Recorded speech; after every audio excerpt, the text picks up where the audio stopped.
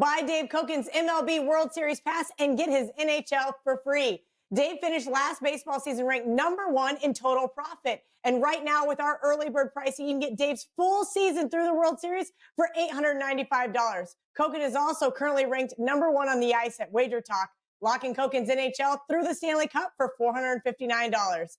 But for a limited time, by purchasing Dave Coken's early season MLB pass, you will get the rest of Dave's NHL season through the Stanley Cup for free.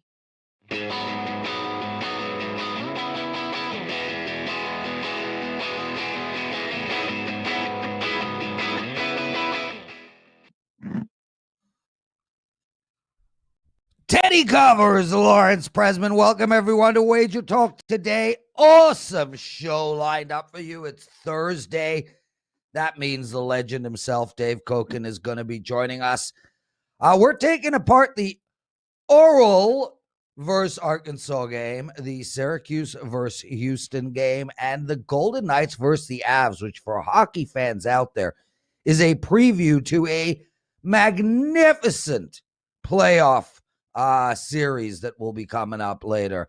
Ralph Michaels, Teddy, Memphis, Boise State, Baylor, Villanova, and Ralph is going to answer the question we spoke about yesterday about dogs and favorites. And I thought about my words carefully, Teddy, and I don't know if you've looked at Ralph's sheet yet, but you were slightly more right than I was. Great. Well, I look forward to discussing that with Ralph. And to the surprise of no one who watches the show regularly, I would be slightly more right than you were. Not a surprise, Prez. But nicely worded, nevertheless, right? Sure. Slightly more right, yes. I had a 4-2 day yesterday, 1-1 in hockey. The Calgary Flames let me down. How did you go? I went 2-1 yesterday, all NBA plays. I'll take it. Not going to complain about a winning night. The NBA continues to roll, man. I mean, it's been 58% dating, and it's been consistent. And I haven't gone any monster runs. Yeah. I haven't had any truly ugly skids. It's been sitting in this 58% range basically all season, and that dates back to the bubble. It's about 150 plays now or close to it. So NBA's been pretty good. Teddy, you know, it's interesting because from a betting perspective, I'd much rather grind 3-2, 2-1, 1-2, you know, just sort of like 6-4 every 10, if you will. And just put the money in the pocket, no stress, very consistent, very close to your NBA season. From a handicapping perspective, those streaks are bloody important. And for some strange reason, I am Mr. Roller Coaster, bro. I mean, when I get hot, it's like a month of heaven. When I get cold, I'm the guy on the gurney in Law Abiding Citizen having my extremities cut off with an adrenaline drip linked into my arm. That's how bad it gets. I prefer your way, but the streaks do help. Anyway, brother, what happened in sports betting last night? Sure, let's do a little bad beats, bad bets, and bad for the books on a relatively light night in the sports handle here in Las Vegas. Bad beat, I mean, we'll call it a bad beat. You saw it. If you listened to my big game breakdown yesterday, you might have bet it. The Bucks are up 25 in the third against Boston. They were bet up -4.5 up to -7. Giannis in. And the 25-point lead was frittered away and whittled away and frittered away, and they barely hung on to win the game. Celtics had an open look from 3 to win it at the end. Bucks win by only 2, up 25. No good. Tough beat if you had Milwaukee minus the spot last night. Boston comes in through the back door. A couple of bad bets worth talking about. Lots of Coastal Carolina money in college hoops last night, down to +4. They lost by 23 to Pepperdine. Don't chase MLB preseason steam. Of all the things you can do, this is one that I would recommend you stay away from. The Yankees yesterday, -140 up to -170. Heck, I saw a -188 out there on the Bronx Bombers. They got shut out 5-0. The Brewers bet up from -135 up to -170. Well, it was the opposite of the Yankee game. Instead of the offense didn't working, their pitching didn't work. They lost that game 9-8. A pair of big steam moves turning into big chalk that lost outright in the MLB preseason. One more bad bet worth noting. There was no Colin Sexton for the Cavs. The Bulls were bet up to -7. They lost the game by 9 at home. Cleveland's first road victory since the All-Star break. A couple of bad for books. We talked about the Coastal Carolina money that was bad bets. There was also Coastal Carolina under money, 156 down to 150.5, lands 145. That wasn't great for the house. And 2 in the NBA, particularly bad for bookmakers. It was a no-show game for Brooklyn last night. The betting markets knew it well before tip-off. Jazz bet from -10 up -13.5, so I was seeing out there. And that game was over in the first quarter. Utah wins by 30. And Memphis, -4.5 to -7 at Oklahoma City. No Gilgeous Alexander for the Thunder, potentially long-term now. The Grizzlies in control. They won that game by 9. That, too, a bad result for the books. All the money came on the road favorite Grizzlies. There you have it, Prez. Bad beats, bad bets, and bad for the books. Back to you, my friend. Thanks, brother. And I was on Boston in that game too, and yeah, they had that 3-point attempt to win it all. I marked that one up as a loser. I did not think Boston would make a comeback at all. So, just let me jump in because I know both of us have taken a little bit of Twitter heat over the last 24 hours. Dude, they were ripping me on Twitter in the third quarter of that game. It's like, dude, it's my free play. And the game's not over yet. Settle down just a little bit. But one of the funniest things I ever remember being in the sports book, which always makes me think of the guy who it was some Patriots game where Brady's at QB and he comes out in the first series and throws a couple incompletes and 3 and out. And the guy in the book's like, Brady, you suck. You're the worst quarterback I've ever seen. It's like, settle down, dude. It's the first quarter. Things can and do change as the game progresses. I didn't know that you saw me in the sports book because that's literally how Lawrence rolls when watching sports, dude. I mean, last night I'm on the under in the Minnesota hockey game.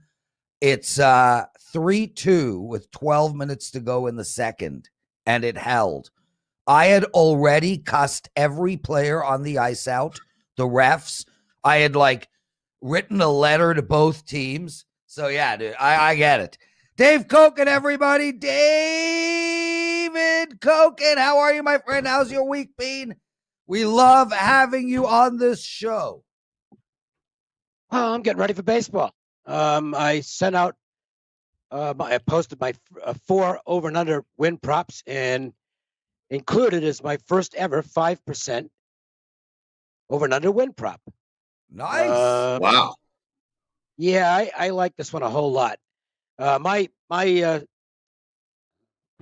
methodology, if you will, for the win props is I'm looking for differences of 4 or more from my projected number to what the consensus betting line is.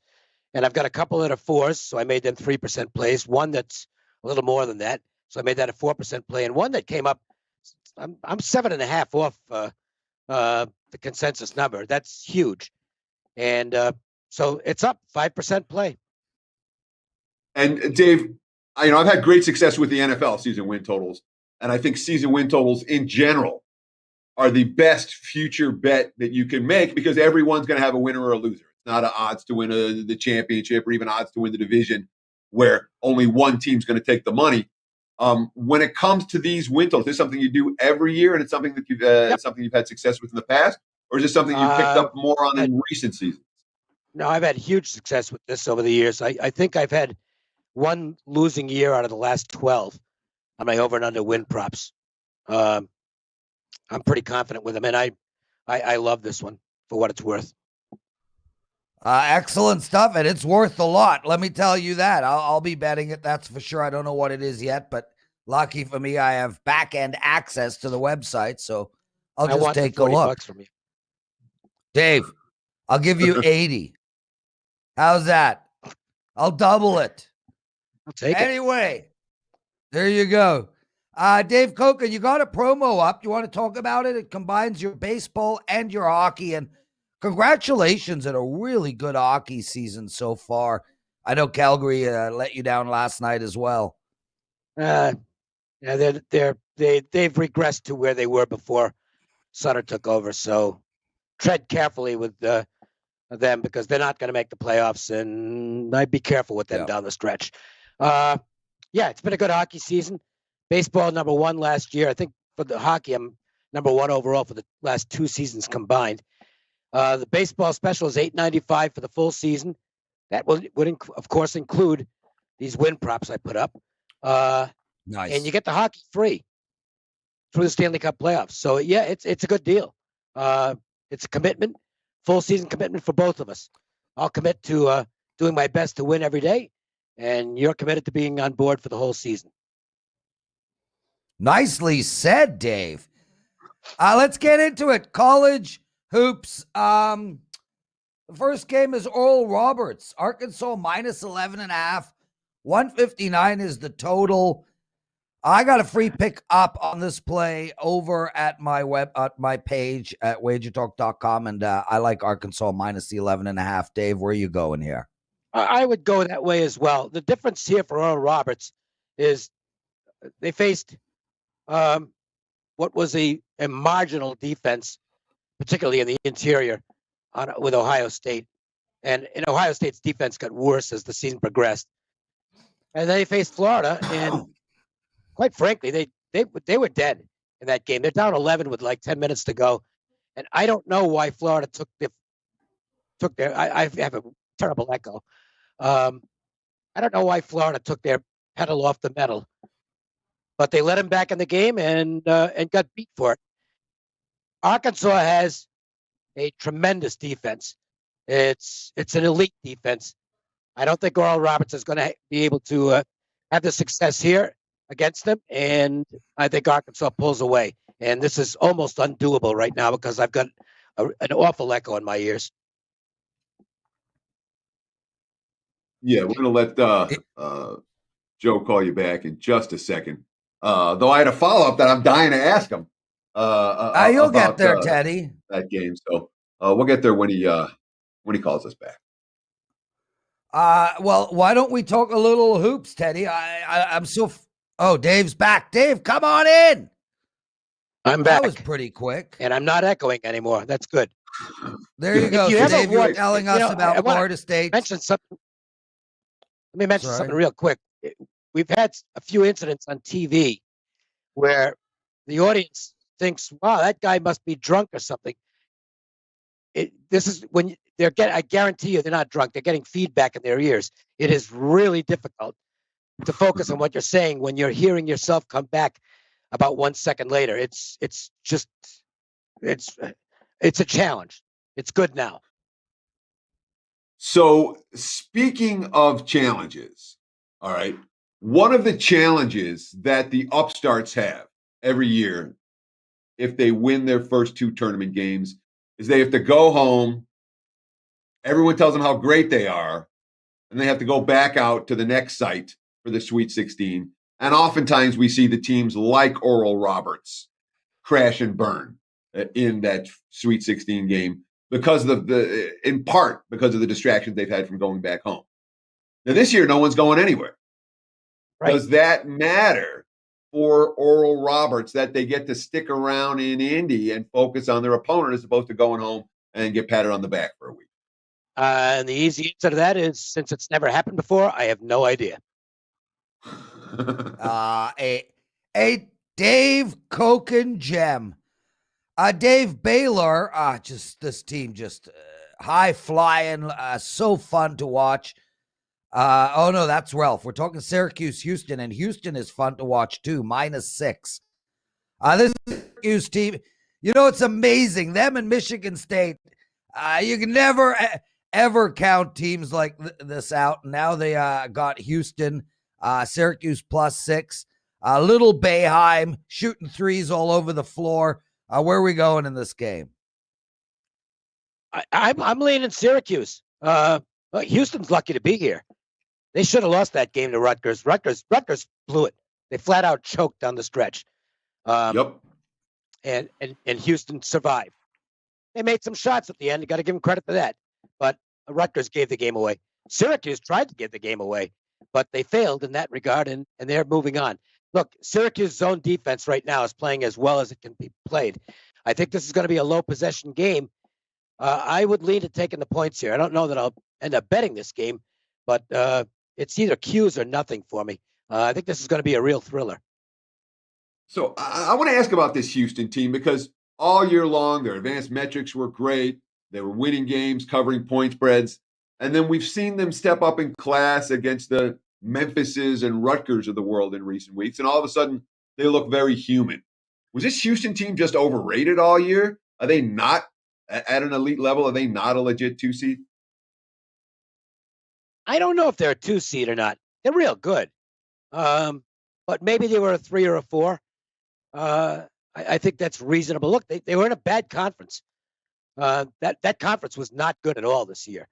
And they do have killer instinct. I'll give them that. They were able to, when they get rid of teams, they really got rid of them. But it's tough to get rid of teams like Syracuse. And if Syracuse plays at the level they have so far in this tournament, they're going to be a real tough out. Dave Coken, everybody, I'll tell you one thing totally off topic. You couldn't pay me enough to sign on a team where my dad is the coach. I mean, anyway, Golden Knights, Avs. Dave, they've played each other 4 times this year. All 4 games have gone under the total. They're 2-2 against each other. There's no reason to think this is not a perfect zigzag all the way through. Avs minus 150. I don't know how you can take the Avs in this spot. I mean, even though they're on, I think, a 9-game win streak, I'd love to hear your take on this game. They lost last game. Oh, yes, they did. They lost in overtime, 5-4. Shootout. Yeah. Go ahead. Yeah. Okay. Colorado's a little better than Vegas. They're both really good teams. I mean, if you're looking at the top 5 teams in the NHL, these are 2 of them. But in viewing the first 4 games, I thought the Avalanche were the better team. Now, Fleury was just ridiculous in one of the games, and he shut him out. Then another game, he got another shutout against him, I believe. That game, Colorado was a little stale. But the Avalanche now are back at basically full strength. And to me, the 2 top teams in the league are the Lightning and the Avs. The Golden Knights just a tick behind them. The problem for Vegas, I think, in this matchup, and later on when they probably meet to decide the division title in the playoffs, is that the styles are similar, but the Avalanche are a little bit faster than the Golden Knights. And I think that's going to be a difference in a 7-game series. Of course, if Vegas gets the home ice advantage, that might go out the window because that home ice is huge for them. And there are going to be more and more fans attending as time goes on. Yeah. As for tonight, got to check the lineups for the Golden Knights. They were missing a few guys last time out, including Pacioretty. He's questionable. Petrangelo's still not. He's not making the trip, so he's still out. Coughlin missed the last game. Glass missed the last game, so I want to know who's playing for the Golden Knights. Avalanche have basically everybody back, and I think they're going to be a little bit pissed off after blowing a 2-goal third-period lead and leaving an important point on the table in their last game because they're chasing the Golden Knights. I think Colorado wins tonight. You'll have to pay the piper if you want to back them, but I do think Colorado's the right side in this game. I mean, Dave, I write an NHL Power Poll every week. You guys can get it over at WagerTalk News. And I think Vegas is a better regular season team than Colorado. I think they're deeper. They have more depth all the way down to their 4th line. What I think is that Colorado is a better playoff team because they're so top heavy in their stars, and Nate McKinnon can put a team on their back.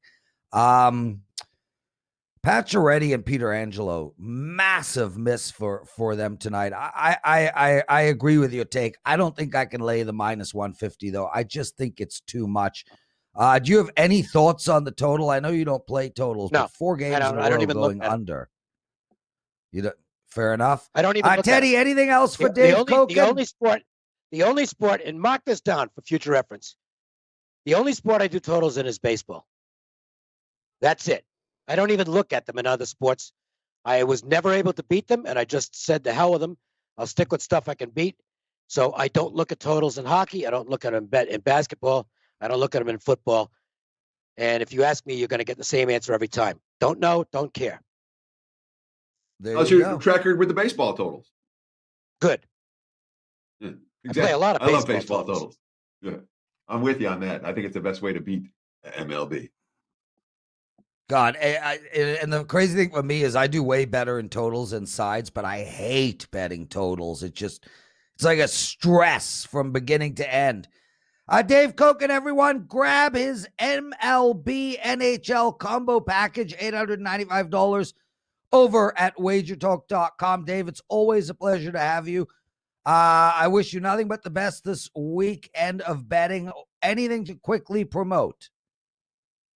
No, get the package. If you just want the 5% over and under wins prop play, you can go to my homepage and get that there. Awesome stuff. Guys, quick break. Teddy's big game breakdown. Ralph the Pen Michaels, my penalty box segment. There is a lot more on this show. Hit that like button, please. Have you checked out all the new handicappers at Sports Memo? If not, here's your chance. For the next week, you can take 50% off any and all purchases using code TRYMEMO. This includes anything and everything from daily packages to 12-month all-access passes. Our new roster of experts is 30 deep, giving you tons of options to choose from. All you have to do is go to sportsmemo.com, choose the handicapper of your choice, use the coupon code TRYMEMO at checkout, and save 50% on your purchase. Repeat as many times as you want until midnight on Sunday.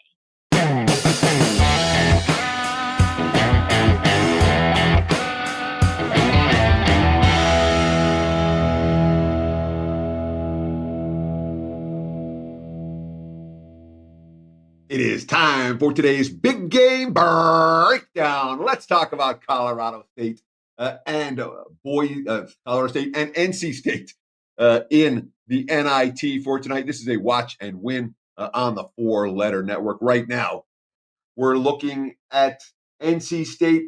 Let's call it -1.5. There are a couple of -2s out there, but prevailing line, looking at the WagerTalk live odds screen, -1.5 for the Wolfpack. Total 146. And we have seen the early money come towards NC State, and I certainly agree with that move. What did we talk about with the Milwaukee Bucks yesterday, right here in Big Game Breakdown? We talked about a team whose overall track record looks good, but when you actually break it down, when they step up in class versus when they step down in class, the Bucks do a whole lot better when they step down in class and when they face a decent foe. So look at Colorado State. All right.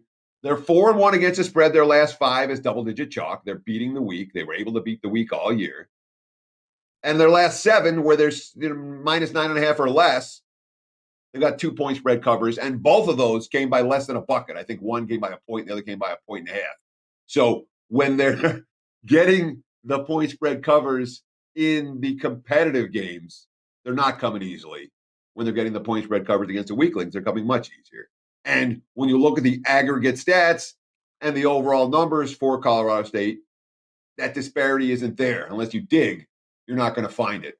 And the Mountain West is certainly a conference I have no hesitation fading in postseason play. And there's a fair bit to like about this NC State squad. Again, you want to talk about a team playing their best basketball down the stretch. This team returned 9 players from last year's squad. All right, which it didn't happen a whole lot in college basketball this year. But then they had some issues. They got off to a sluggish start. Their leading scorer, their team leader, Devin Daniels, got hurt in late January, and they went on a 2-8 skid. It was ugly.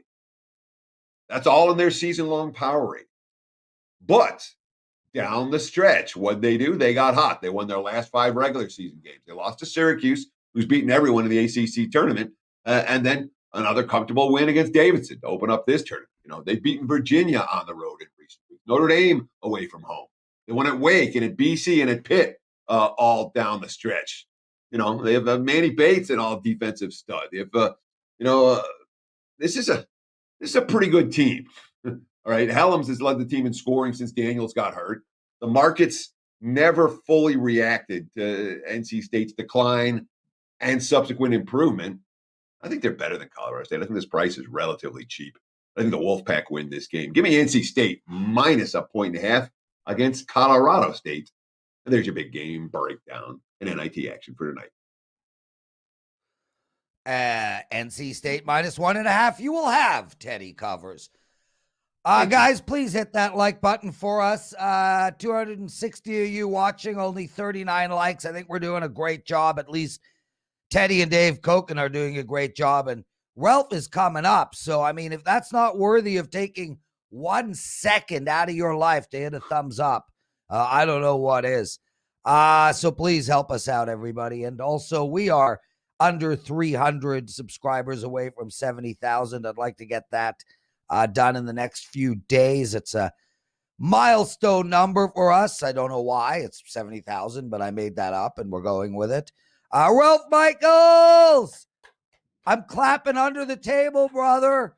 Excited to have you with us. How are you? What's going on? Oh, doing great. It was a great tournament. You know, we started it off last week. We gave out our 5% best bet winner right here on the show. I had another 5% best bet winner on a 14-5 run, cashed all 4 days of March Madness. Really seeing it great. So it's been a lot of fun to start this tournament off. Excellent and I look stuff. forward. Guys, Ralph Michaels was just about to tell everybody that I have a 5% play up tonight in NHL, but I asked him not to. I wanted to brag myself. Number one handicapper in 5% plays over the last 16 months. I got another one up tonight. I'm on a 6-1, 5% run. So, Ralph, thank you for reminding me, man. I know, Prez. I know, Prez, you're on the show 47 minutes. I'm on the show 3.5. So thanks for taking 45 seconds out of my time to talk about your 5% well, play. You know what, Ralph? I really appreciate that. That's a great way to run your show, Prez. Ralph, nothing's better than you. Nobody else promotes me, though. Teddy, never. No, I thought I would just pretend to be you and promote me. Anyway, Ralph, you got All right, here we go, guys. All right, I did not see yesterday's show. I did not see yesterday's show, but Teddy and Prez, you guys were talking about dogs and favorites, who wins. So Judge Ralph here is to settle it. I took last 4 years college football, last 4 years NFL. Guess what? 2 years college favorites covered more. 2 years college dogs covered more. 2 years NFL favorites covered more. 2 year NFL dogs covered more. If you look at the 4-year total, out of the 5,195 games in college football and the NFL, there's only a 25-game difference for favorites and dogs. But take a look at the NBA, that chart to the right. You do see that the NBA, each of the last 4 years, the favorites have had a slight edge covering. So I'm not sure who was on what side. Football, let's call a complete toss-up. NBA, yes, we can say that NBA favorites do cover slightly more. So with Prez or Teddy, which of you were correct? So, Ralph, Teddy was slightly more correct than me. Okay. Very slight. Neither of us were wrong, though. You know, again, it was an interesting thing, and it was a good concept to know. You know, people should know, do favorites cover? Do dogs cover? Or is it a toss-up? And Vegas makes it a toss-up. That's their job to make the adjustments. So let's talk about this year so far in March Madness. Dogs or favorites covering? Guess what? It's been dogs big time. Dogs are 32-19, 62.7% in March Madness. So far, over-unders, we are 59% to the under. And guys, I tweeted this out. It's a chart that caught me by surprise, and I had numerous people reach out to me. We are so accustomed to March Madness, having those cavernous arenas, those first games, teams getting acclimated to the new arenas, shooting unders in the first half, lower scoring games. What happens the second game? Well, they get adjusted because they're normally at the same arena. Were you guys aware that the only team to play round one and round two in the same venue that's left is Arkansas? They played at Hinkle, both games 1 and 2, but no other team of the Sweet 16 teams have played both venues. Now take a look at some of the advantages this week. Baylor played at Hinkle last game, and they're playing tonight. Villanova, their first game in Hinkle. Syracuse played at Hinkle against San Diego State. They're playing at Hinkle against Houston. This is Houston's first time in Hinkle. Is it a huge edge? I'm not sure. Florida State also their second time at Bankers, where Michigan played at Mackey game 1 and then Lucas Oil game 2. But, take all those notions out of your head that over-unders make adjustments because of arenas. This year is completely different because of the uniqueness of the setting. So far this year to date, 58.8% of March Madness plays have gone under the total. And Ralph, you made an excellent point right there, talking about how some of the trends and angles that we look for most years in the NCAA tournament may not have the same weight this year, given the different circumstances. I was talking with, I asked Dave Coken earlier about the fact that the teams don't go home between the round of 32, as they go to the Sweet 16, and they're just staying in Indy. How do you think that's going to affect the Oral Roberts of the world, where they don't have to go home and get their, patted on the back and told how great they are for the week? Do you think it makes the bigger dogs more alive in the Sweet 16 round, or is it just one of these things that's really hard to handicap and you don't know? I don't. One other thing I wanted to bring up, with all the different venues, there were some teams that couldn't even practice on the court they were playing with. Now down to 16 teams, we are going to see more practice moving forward. So, as far as I understand the concept with the big dogs, but, this is also such a unique year, Teddy, because we have 5 seeds that are number 8 or higher. And I think that's just the change in college basketball. It started with Steph Curry going to Davidson, and then Weissman signing with Memphis, and the 5-star recruit signing at Howard, unfortunately getting hurt. Cade Cunningham going to OKC. I think it's just a transformation of the Blue Bloods not getting every 5-star player and finding out players like Abrams, for Oral Roberts, that led the league in scoring, led the country in scoring, is a quality player that can play with the bigs. So, I'm sort of with Dave on that. Because you have the 7-day or the 8-day period and you're sequestered, I think the teams that, it seems silly, the teams that are more team friendly and learn the bond during the regular season are going to have a great bonding experience this week. Now, you have to follow the teams pretty closely to know who have internal strife, who don't. A couple came to mind like, Wisconsin. You saw Trice always complaining and bitching on the court. If he were here, I think being with your players for a whole week would be a negative. But other teams, it's just, I am going to be with Dave on this. I'm not going to scream at you if you ask me about a total, but I will say, I will wait and see what happens with this, with the layoff in between. Couple more, just a couple guys, couple sweet. Yeah. Go ahead, Prez. No, Ralph, just keep rolling, baby. We'll couple more Sweet 16 notes, guys. These are, again, this is just information. We talked about how things are different this year.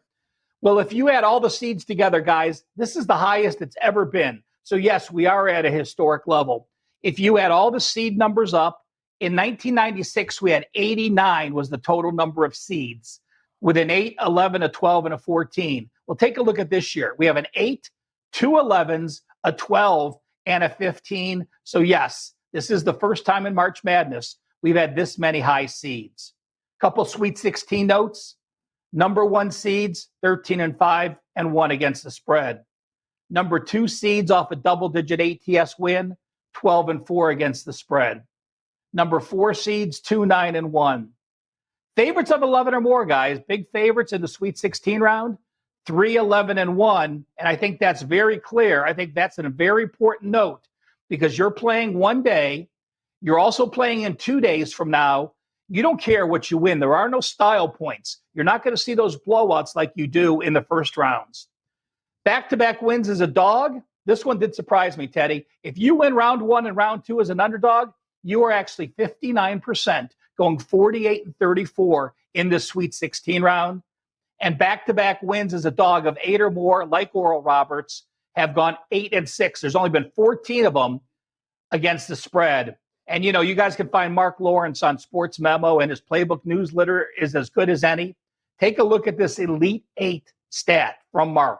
Thanks, Mark, for sharing. If one of the number 1 seeds get knocked off, there's 3 of them left. If you beat a number 1 seed in the Sweet 16 round, you have gone 14-0 against the spread in the Elite 8 round. Wow. So That's what's amazing. really interesting about that is that a lot of times we're thinking, hey, the teams off the back-to-back upsets are going to be negative expectation this round. That's not the case. Teams after knocking off a number one seed, you would think, all right, letdown time. No, that's a positive expectation. So some of the prevailing wisdom, shall we say, gets quantified appropriately. And when Ralph breaks down the numbers and tells us maybe the prevailing wisdom isn't quite so wise. Ralph, I wanted to ask you about I couldn't read it. 11-point favorites are negative? Is that the situation that Arkansas is in, or is that 11 seeds? Favorites of 11 or more, regardless of seed, are 3-11 against the spread. So teams like Arkansas have struggled in that role. Yeah. And again, you're talking the Sweet 16, so you're talking the first game of the weekend. You're looking ahead at who your opponents are. If you have a 15-point lead and you give a couple 3-pointers late, is it really affecting you? No. So, I just don't think we see teams running it out like we do in the past. And if you get up 20 and you're playing in 2 days, are you going to bring in the bench? Well, you're not going to give up a big lead, but you certainly may rest a few guys if that is a situation with playing a game in 48 hours as you're looking towards that second game in the Elite Eight. Guys, I got to jump in. We got 2 games we're taking apart. We got to get into it. Ralph, the stuff, it's like we should just do a Ralph show. Every day, 1 hour, Ralph. I think it could be our most watched show. Prez, we have a specific situation here, which is awesome. And when we get to football, we'll be back to having those trends and angles because it's so feasible. But, I'll start throwing in, now that March Madness is ending, I'll start bringing some NBA TNA into my weekly segments on Thursday. Yeah, it's just great stuff. Let's go, brother. Memphis -4.5 versus Boise State. What do you like in this game? I like Memphis. You look at the Memphis Tigers. Remember, this is the NIT. You need to be concerned about bubble teams. Well, both Boise and Memphis were thinking they had a shot to get in. So I am concerned playing them game 1 and game 2. But once you get past game 1 and game 2 in the NIT, listen, you're just playing basketball again. You're past your concerns. You just want to win an NIT title. Well, there's only 16 teams in the NIT this year, and they don't get to play in Madison Square Garden. But when you have a team and you could finish your season on a winning note, there's only a handful of teams that finish the college basketball season with a win. A couple of those that don't make the tournaments, the NCAA tournament winner, the CBI tournament winner, and the NIT tournament winner. I look at Memphis down the stretch, 11-3, incredible defense, a top 5 defensive team. They are long, 6'10", 6'7", 6'7" on the forwards, 11-3 down the stretch, the 3 losses, 2 to Houston by 5 points, 2 to SMU on the road. You flip the screen, Boise down the stretch, just 5-7. They didn't beat a positive team. The only negative in this game, and it kept it from being a stronger play, is Memphis is one of the worst free throw shooting teams in the country, and that absolutely has to be factored in here. They are number 340 out of 347 free throw teams. So 2 ways to get around it. You either play Memphis in the first half, where you're not fouling late and perhaps losing a lead, or if you want to lay the 185 with the Tigers, it's the way to go. But clear advantage for me. But when you're talking about a season-ending game, I can see Boise starting to do a hack of Memphis with 6 or 7 minutes left if they're down. So let me ask you this. Would there be a big difference in your mentality in this game between Memphis -4.5, the railing number now, versus -7.5 or -8 or -8.5 when it comes to the free throw shooting? Is the bigger spread a bigger issue when it comes to their free throw woes? Or is it every bit as big a concern at 4.5 as it would be at 7.5? Normally, Teddy, I would say it's bigger. But when we have a season-ending event where, Boise knows their season's over, I think any number higher than a basket is a concern for me with a team shooting this bad. If I have a mediocre free throw team and, you're changing guys in and out that can make some shots. But again, Memphis is so bad. And because it's Boise's final game when they lose tonight, because Memphis will win, that any number concerns me being a favorite over a basket. Ralph Michaels, everyone, as good as it gets. Ralph, Baylor -7.5 versus Villanova, 141.5 is the total. This Baylor team, so much fun to watch. What do we do here? Baylor? It's simple. It's Baylor. You know, Yeah. Villanova, was my other 5% last week that I'll talk to you about. You look at Villanova, they were laying 6 points to North Texas. You had Jay Wright, a coach who's won 2 national championships in 4 years, against the coach who, for the first time in his career, was coaching back-to-back March Madness games with one-day rest, prepping against the Villanova team. But let's not forget this. Villanova lost Gillespie back on March 3rd. What did they do since that time? Well, they lost to Providence. They lost to Georgetown. Then they beat a number 11 seed, and they beat a number 15 seed. You look at Gillespie, he is a absolute point guard who takes care of the ball. That's why Villanova is number 1 in the country in offensive turnovers. They turn over the ball less than anyone else. Well, guess what? That was with Gillespie. Those are season-long numbers. They are now playing a Baylor team that is number 3 on turnover defense. We are going to see Villanova turn over the ball a season high. You look at offense, Baylor, number 1 in the country shooting three-point shots at 41.5%. Guess what? Villanova, even with Gillespie in there, they were number 237 on D. It's a walkover. Baylor Bears. So it looks to me like this is the wise guy special. It's been nothing but Baylor money. There were 6s. There were 6. There was even a 5.5 at the open. And now I'm seeing basically 7.5 across the board. At this price, can our viewers still get involved with a positive expectation bet on the Baylor Bears this week? Yeah, Teddy, I have not put this play up. I did personally bet it earlier, but I feel comfortable enough right now betting it at this number. So, I hate to bet the wrong side of a number, but you also have to remember this. In the long run, you don't want to do that. You don't want to make a habit of getting the wrong number. But in a situation where it was an early number and it moved quickly, and yes, you could have had an early number, if there is still value the way you handicap the game at the current number, it doesn't mean you shouldn't bet it. It's just a rule you don't want to fall into. But if I'm looking at Baylor at the current number and it opened at this number and I would make it a play, I am not going to not use that game. So I am still using the Baylor Bears, comfortable with the current position. Ralph, awesome stuff, brother. I'm with you on Baylor. What do you got to promote? And then we got to head into the penalty box segment. That's it. You know what? It's a great time for a 3-day package. I have an NIT play up tonight. I am posting a 5% play in college basketball up at WagerTalk. 14-5 run in March Madness. Jump on board. Ralph Michaels, everyone. Thanks, brother. Let's go. Penalty box time.